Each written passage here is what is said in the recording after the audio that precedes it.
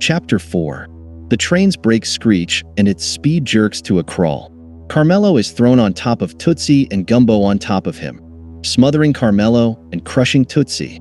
Tootsie's mask becomes torn and he removes it. Asper picks Gumbo and Carmelo up off of Tootsie, leaving a sweaty purple mass. "Arf. My leg has gone numb," moans Tootsie. He slowly stands up and tries to shake life back into his right leg. "Phew. Ew," yelps Tootsie as the stagnant air flows into his nose. As the train continues to slow, the red speaker box crackles back to life. "Welcome to your first stop in the Bogo, my princes. Guster," says the conductor excitedly. Gumbo gets up and shuffles towards the speaker and slaps the black button. His tummy had been rumbling for hours. "How's the food in Guster?" "The food? Hell, well, it's unique." The train is rocked by another boom. As it screeches to a halt, screams and moans of pain can be heard outside of the car. The royal crew, once again, tumble over each other. Just as they begin to pick themselves up, the angry and grizzled face of the conductor can be seen through the gap as he whines and tugs on the door. "Open, you rusted, crusted." Asper pulls out his sword and slices the leash. The two doors whip open and send the conductor flying into a wormy rain puddle, chasing away buzzing flies. The conductor gets up and rushes to the now open doorway and peers in with wild eyes. "You distracted me," shrieks the conductor. The princes and Gumbo scream in horror as the knight places his hand on the hilt of his sword and attempts to reason with the crazed conductor. "Sir, I can assure you." "No, no, no." He wouldn't shut up. "I couldn't concentrate. How can I be expected to live like this, with your constant nagging? Now come look at what you all did." The conductor stomps a few steps backwards and points towards the front of the train. The royal crew poke their heads outside of the boxcar door and see a number of scattered bloody limbs and torsos.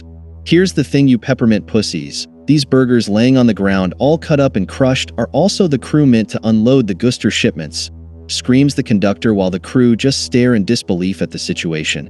"So if you want me to make the train go tomorrow morning and make it stop at the Muddy Mountain, I would suggest your candy asses unload this train before the morning. Understood?" Asper begins to draw his sword, but Carmelo stops him. "We only just got into Guster. We don't need to start off getting into trouble," whispers Carmelo. "Okay, Mr. Conductor, we will do it." "Eat dust," replies the conductor, then skips off down the tracks, disappearing into a brown steam cloud. The royal crew climb down from the train car and marvel at the state of Guster Station. Workers with green guck-stained mustaches and dressed in faded dark blue overalls move quickly in and out of the warehouses as they unload various crates of goods from the mini-park trains and transport them on black corroded dollies. The ground that they walk on is a dusty, orange-brown. Red-eyed yellow birds screech and weave in and out of the dense brown fog that covers the tops of its four large acid rain-stained warehouses. Their brown and white streaks make it look as if a gigantic bowl of hot cream of mushroom soup was carelessly dumped onto them. Adjacent to the station, there is a busy, litter-filled neighborhood. A gang of giggling orphans are chomping on treats outside a sweet shop and throwing muck balls at each other. One muck ball hits an adult Bogo, covering his face in a dark green splotch.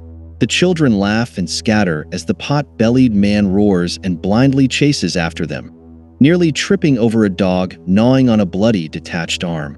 Farther down the street, a squatting man shits on the side of a store front as another Bogo in a black uniform sucks up the turd with a tube connected to a large tank that is strapped to the Bogo's back. Asper feels a shiver shoot up his spine. "There must be another mask I can have? Gumbo, can I have the one that you aren't using? You don't seem to mind this harsh environment." Gumbo gives Tootsie a blank stare, then takes a deep breath and licks his lips, tasting the salty air. Tangy. "Well, we're all out of cookies," lies Tootsie and nervously kicks the floor, causing a small dust cloud. The royal crew see a team of station workers cussing and complaining as they fight off the yellow peckers who are attempting to steal a piece of their dismembered coworker. The workers quickly load the pieces onto carts and drop them down large sucking tubes that jut out of the ground in front of each large warehouse. The two princes look at each other and smile. "The Bogo," A small one-armed station worker with a well-crusted Zinda hat appears behind the crew and shoves 2 dollies into Gumbo's thigh. "Here you go, bub. Have at her." Gumbo yelps in pain while the bloodshot eyes of the one-armed station worker scans his fancy red dress, and then his eyes widen as he sniffs the prince's perfume. "Oh, are you 3 peppermint princes?" "We sure are, but not Gumbo. We don't know where he is from," says a proud Carmelo. The one-armed station worker looks into the boxcar. "Oh man, the Peppermint Kingdom must have cooked up something special," squeals the station worker and takes a long sniff. "I've never smelled anything so sweet. We've brought many treats from the kingdom, sir." "Bombs, Tootsie." "No," whispers the one-armed Bogo as he moves his face closer to Tootsie. This smells different." A drop of spit flies into Tootsie's mouth, causing him to cough. The one-armed station worker smacks his lips and greedily inhales the prince's sweet puffs of breath. "Oh fuck yes, that's the stuff." A dark blur tackles him to the ground and he groans in pain. "Asper, let him go. We don't need any trouble," demands Carmelo and pulls the Bogo up by his one arm. "I appreciate your taste. Now, where are we supposed to unload these crates?" The one-armed Bogo sniffs and points his dirty calloused finger at the far-right warehouse. "Ah, thank you. What is your name?" asks Carmelo as Asper rolls his eyes. "Cobbs.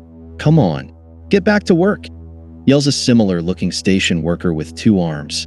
He licks his lips and runs away, disappearing into one of the warehouses. "All right, we met our first real Bogo," beams Tootsie. "Asper, why are you such a jerk? That man was just showing some appreciation for my exceptional hygiene. Let these poor dirty folks get a taste of us. Let our good tastes rub off on the Bogo. It certainly has done wonders for Gumbo. That Bogo thought he was a peppermint prince." The princes and the knight share a rare moment of laughter at Gumbo's expense. Gumbo watches as their heads dip back and their bodies shake with glee. The laughter travels across the station floor, bounces off the gray walls of the warehouses, and into the ears of a group of 4 Bogos sipping tea by the tracks. "Aren't they a funny bunch?" says one of the blue-lipped tea sippers. Their blue lips are stained by the Toulouse tea. Toulouse is a small black shrub found in the dung hills of the eastern Bogo. Many animals find its bulbous water-packed leaves to be a valuable source of food and hydration. The Bogos have a stronger desire for its bright blue root that is harvested from deep under the crust. They enjoy its bitter flavor and euphoric effects. The tea drinkers simultaneously purr in agreement and take another sip of their tea. "Why do those 2 have their faces covered?" wonders another tea sipper. "I would never cover my mouth. How would I drink tea?" says another tea sipper. This makes them burst into laughter. Its sound travels across the station floor and bounces off the gray warehouse walls and into the ears of the royal crew. "Oh, the Bogo. Look at these people enjoying their mid-morning tea. They better stay off those tracks," warns Carmelo. "All right, that is enough. Let's move these crates before that conductor comes back," orders Asper. The prince's smiles quickly fade with the thought of them performing hard labor. "Does he expect us to move all of these crates?" wonders Tootsie. "My brother and I have a condition that won't allow us to perform such tasks for too long." Carmelo's face turns dark purple with embarrassment. "Brother, don't worry. We can handle a little bit of this kind of work. Remember that day we harvested sugar plums? That didn't kill us. It was fun. We got a shake in the end. Hard work always pays off. Right, Asper?" Asper laughs and pushes the dolly towards Carmelo, hitting him in the head. "All right, bitch boy. It's time to find out if your blubber sticks have any use other than shoving Rusa pipes and orange circles into your stink hole." Asper grips a handful of Gumbo's violet hair and pulls him over to the train car. "Ouch, my hair," cries Gumbo. "Let him go. Quit being a sour mouth," pleads Carmelo. Asper jumps onto the train car and lets out a roar while beating his padded chest. "My job is to protect the royal crew from dangerous threats like heavy crates filled with candy." Asper unleashes a round of righteous laughter and then quickly tiptoes over to one of the Zinda wood crates and tosses it onto Carmelo's dolly, creating a shockwave that knocks Carmelo to the ground. Tootsie pulls him to his feet and brushes the ash-like dust off him. "Asper is so strong. says a dazed Carmelo. Asper winks at Carmelo and gestures to Gumbo to begin loading the dollies. Gumbo crawls into the train car and looks around for the lightest object. He sees a white barrel with sugar printed on its side, sitting on top of one of the Zinda crates in the far left corner. His mouth waters at the thought of its contents, and he quickly waddles over and without thinking pulls onto the barrel's handle. It shifts and falls off the crate and into Gumbo's arms. Immediately, a warm pain rolls from his thighs to his lower back as its weight stretches the muscles to areas never before reached. Gumbo groans and shuffles his feet backwards to prevent the barrel from falling. His back feels like a piece of jerky and bends until Gumbo can no longer handle the pain. Collapsing to the ground, in midair, he lets go of the barrel. It hits the train car floor and bursts open, unleashing a large cloud of pale pink powdered sugar. Gumbo coughs and moans in pain. "Big blubbery bitch," yells Asper, whose mask protects his lungs from the sugar cloud, but has to squint to protect his eyes. The princes watch the pale pink cloud emerge from the opening of the train car. Tootsie sticks out his tongue to taste the cloud and smacks his lips with a smile. That's not good." "Sure is pretty though," says Carmelo. Tootsie covers his mouth with a square of white cloth from the front right pocket of his jacket as the princes climb into the pink cloud. "I can't see anything." "Where are they?" says Carmelo. They hear grunting and groaning from behind the crate wall to their left and walk over to find Gumbo on his belly licking the floor, while Asper is trying to turn him over and get him to his feet. "Stop it, you bloated pig," fumes Asper. The princes laugh and cheer Gumbo on. Asper glares at them with his now red puffy slits. "This beast is sabotaging our mission. He shouldn't be here." "Oh, stop it. Now, I'm not going to let Gumbo have all the fun," says Carmelo as he removes his mask, gets down on his knees and begins licking the floor. Tootsie squeals with glee and does the same. Asper can only grind his teeth and squeeze his puffy slits. A slight breeze pushes the pale pink cloud through the crowd of busy station workers who stop to sniff and lick their lips. The cloud fades, but the smell continues to drift on into the streets of the nearby neighborhood, past the dog gnawing on the station worker's arm, beyond the street pooper, and up the pulsating green. Hairy nostrils of a round-headed, balding, red scar-faced street Santa who is lying on bags of alley trash, taking a break from dealing guck. His large belly pokes out of his matted red and white suit as large buzzing black flies crawl around his mashed potato and gravy-looking beard. They fly away as he pops his head up off the black bag of trash. His eyes become wild and his blue lips start to smack. "Oh, now that sure is sweet." The street Santa rolls off the trash bags and into the grayish-black goopy floor of the alleyway, drenching his red suit.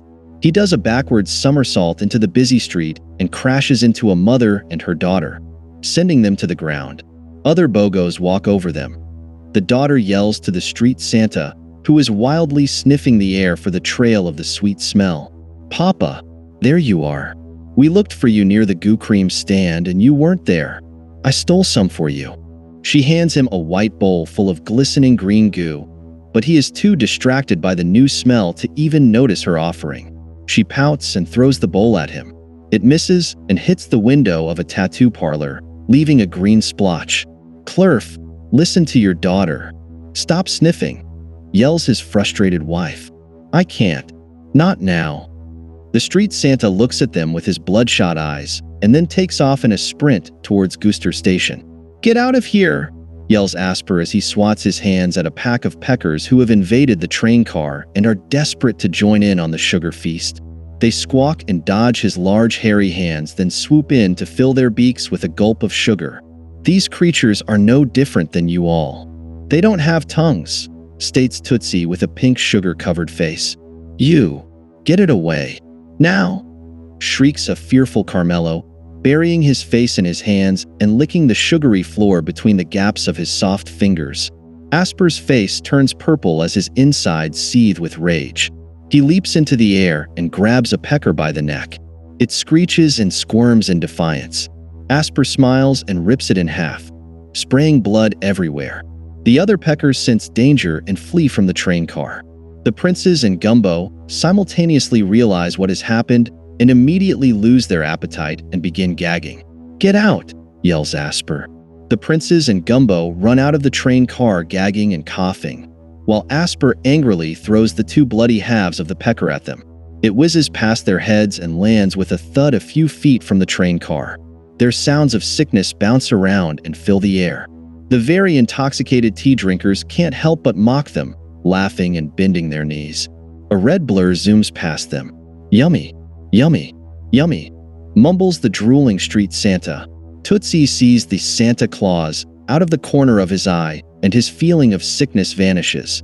Carmelo, look who's come to town, whispers Tootsie. Carmelo turns his head and gasps, then rubs his eyes to make sure he is not hallucinating. As the Santa Claus gets closer, the two princes stand up and prepare to greet him. Oh my. Hello, Santa, says Tootsie, waving at him. We're your biggest fans, says Carmelo, smiling widely. The street Santa stops a few feet from them and looks around, smelling the air. Suddenly, they both realize that something is off about this Santa. They recoil at his sour musk and the cloud of flies around his head. They see the drool that is oozing out of his mouth and the filthy beard that is collecting the drool. He's got the long white beard and the red suit, observes Carmelo. The belly sure is big. Santa, why are you so dirty? Wonders Tootsie. His eyes connect with the prince's, shifting back and forth between the two. He sees the pink sugar that covers their faces and clothes and takes a step towards Tootsie, licking the drool from his blue lips. You two smell good. Tootsie backs away and looks anxiously at Carmelo. Yes, we are peppermint princes. We have good hygiene. Thanks for noticing, says Carmelo. Peppermint princes? Says the street Santa as he juts forward and licks Tootsie's face. Tootsie shrieks and kicks at the street Santa, who then grabs Tootsie's right leg and forces him to the ground. He pulls off Tootsie's purple slipper and takes a deep sniff of its inner contents. So good. He then takes off Tootsie's white and red striped sock, revealing a violet-skinned, veiny foot. Sweet feet, says the salivating street Santa. Thank you, says Tootsie as his stomach bubbles with anxiety. Carmelo takes the anxiety one step further and bends over puking. Sweet meat? Asks the street Santa, then takes a bite out of Tootsie's foot. Tootsie's screams fill the air of Guster Station, with none of the workers stopping to notice. One tea drinker bursts with laughter, spitting out his tea. Carmelo and Gumbo are petrified with fear. Asper hears the screams and sees the demented Santa with Tootsie's foot in his mouth. He rips off his mask and an expression of joy quickly appears on his face and then turns to a cold, vengeful stare. Tootsie! Asper jumps out of the train car and tackles the street Santa. His bald head bounces off the plastic ground. "Owie," moans the street Santa. Asper takes a moment to look over the filthy find. "You think you're Santa?" says Asper. The street Santa whimpers and smacks his blue lips. "Santa's dead, bitch." Asper pulls out his sword and slices off the head of the street Santa. A large crimson puddle forms. The smell of the fresh blood alerts the hovering peckers, and soon the dead street Santa's body is covered in a mass pecker party. "Scavenging beasts," complains Asper. Gumbo is stunned and can't help but stare with horror at the wild scene in front of him. "Do you feel better now? You got it out of your system?" asks Carmelo with a disdainful huff. Asper ignores Carmelo and kneels down by Tootsie, who is laying on his back, moaning into the sky. His right knee is bent and blood is dripping from the gaping wound on his right foot. "Oh, this is a real bad bite. How did your shoe get removed? Mr. Kane and your father will not be pleased." "Oh no, I failed." Asper stands up and runs screaming and swinging his sword into the pecker party. The peckers screech and fly away, leaving a mangled, bird-bitten corpse. "Where is the head?" "It's gone," says a bewildered Asper, swiveling his torso. He looks up into the brown sky and sees a large pecker clutching the street Santa's head. Asper falls to the ground in a fit of hilarity. The tea drinkers join him in mocking laughter. Below Tootsie's foot, a little purple worm pops out of the trash soil. "Hello, sir. I can help with your pain," says the trash worm. With all the sounds of hysteria, Tootsie doesn't hear the little worm. It crawls up Tootsie's right thigh and onto the bitten foot. You'll love what I have to offer. It excretes a milky liquid from its lower orifice onto the wound. A shock of pain shoots up Tootsie's leg. He groans, sitting up and pulling his foot towards his face. Tootsie sees the worm and becomes dizzy with fear and confusion. Hello, sir. I'm a milkworm. I see you are feeling the effects of my cream. It burns initially, but give it some time and you will be happy again. Now, the medicine will wear off eventually and the pain will return. I recommend you let me enter your foot and be there to prevent pain and help you heal. What do you say, buddy? Tears flood Tootsie's eyes and drop down his face, landing on the worm's body. It whistles with glee. Thank you for the moisture. The pain in Tootsie's foot begins to fade as a warm, tingling sensation spreads from his foot and into the other parts of his body. He lays back down on the ground and relaxes his right leg. Do what you got to do.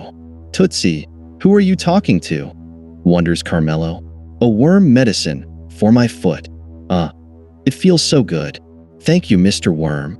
Carmelo looks over at Tootsie's foot and sees the little gray worm crawling around the wound. Gross. Get that worm away from your foot, yells Carmelo. Tootsie doesn't respond as he closes his eyes and breathes deeply. Before Carmelo can reach it, the worm burrows its head into the milky wound, quickly disappearing into Tootsie's body. No, no, no, screams Carmelo. Gumbo, help me. Gumbo is an incoherent, drooling mess with shifty eyes and a wet beard. Carmelo notices the smell of piss and a strange yellow puddle. Are you all right? Where are we again? Carmelo breathes a sigh of frustration and looks over at Asper, who is still laughing, but is now punching the red corpse. Asper, a worm just entered Tootsie's foot. A worm? You must be seeing things. No, I'm not. Just come over here. Asper lets out a giggle, does a backflip into a standing position, and struts over to Tootsie. He bends down and leans an inch from Tootsie's face. Wake up. Tootsie's eyes pop open. A second later, Tootsie sneezes, covering Asper's face in a white glaze. Bitch, groans Asper, who then falls on his back and rolls back a foot. He jolts to his feet and blindly grabs for something to wipe his eyes with. He wanders towards the crowd of busy station workers and finds his hands on something soft and drier than Mrs. Corntart's tail. Hey, hands off, scum tips, hisses the raspy voice of a middle-aged woman. I'm blind, bitch. His face is covered in gravy, says a youthful voice. Me likey to licky the gravy. She climbs onto Asper and scrapes her bright orange, stained tongue across his left eye and swallows the goop.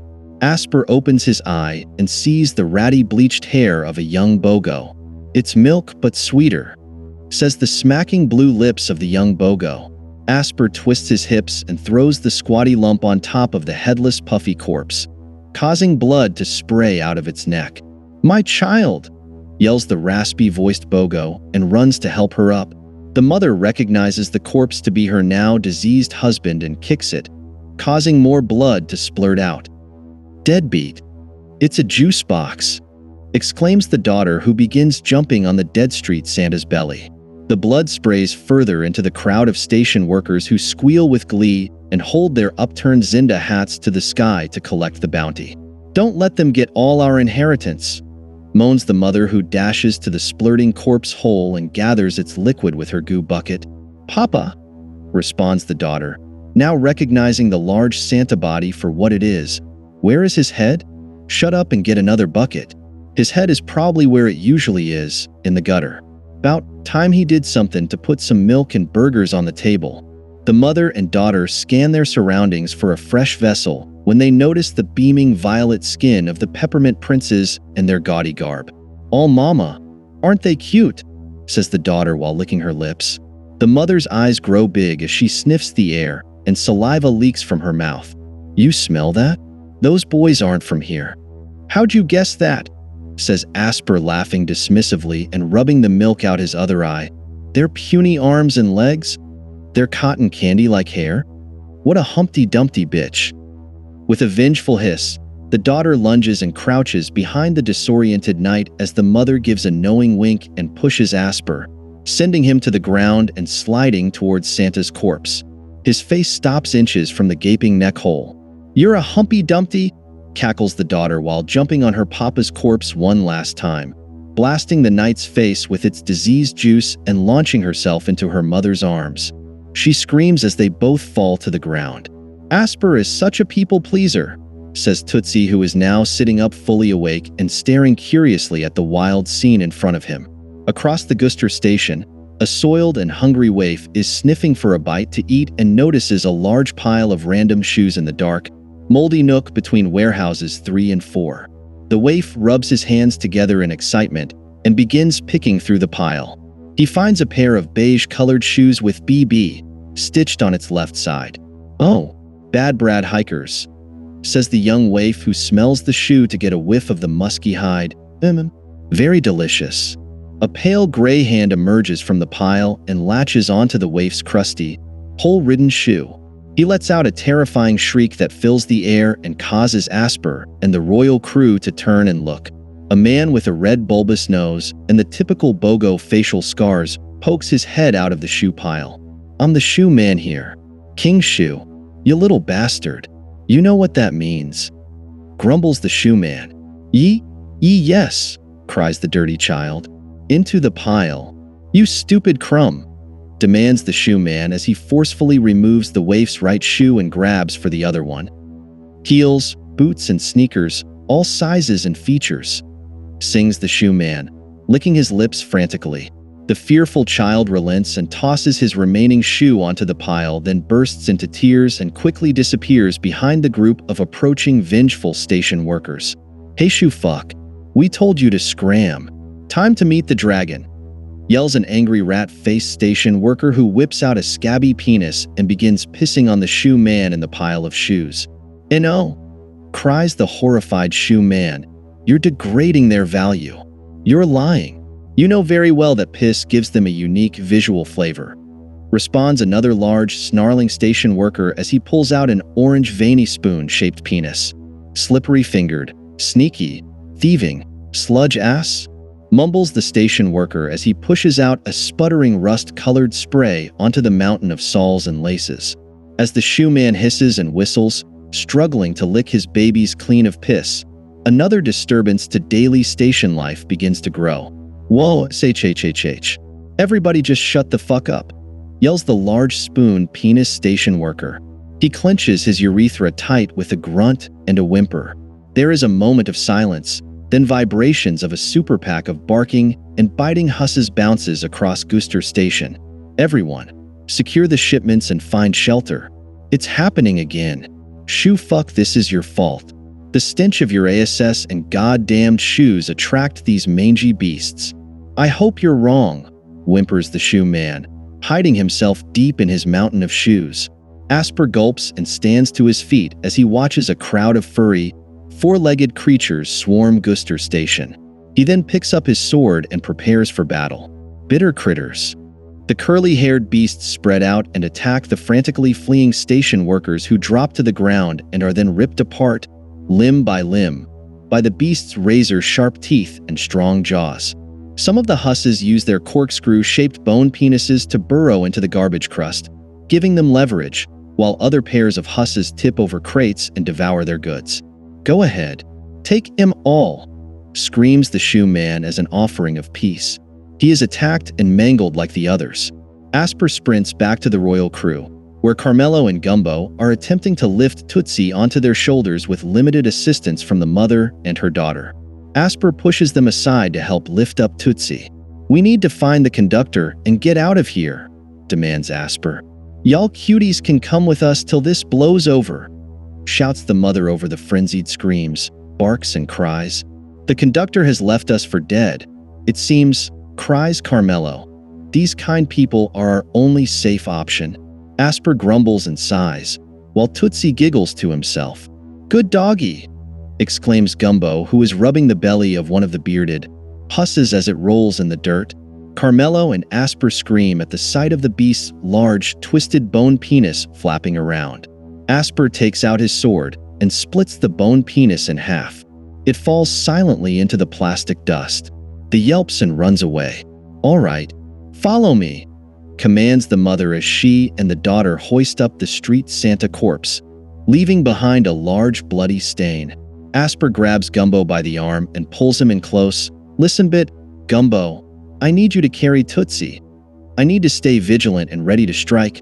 We can trust no one." "Okay."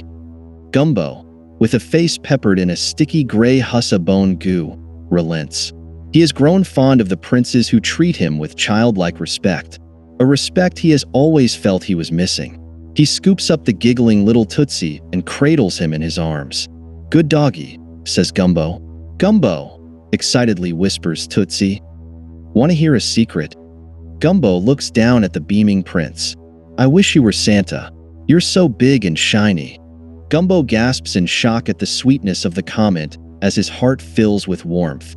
He kisses the little prince on the forehead and wipes a tear from his cheek. The royal crew follow behind the mother and daughter as they are led between the train cars and into the rail yard where they are hidden from the hungry beasts. They journey through the space between the many train cars that stretch into the distance. The sound of screeching peckers are heard above them.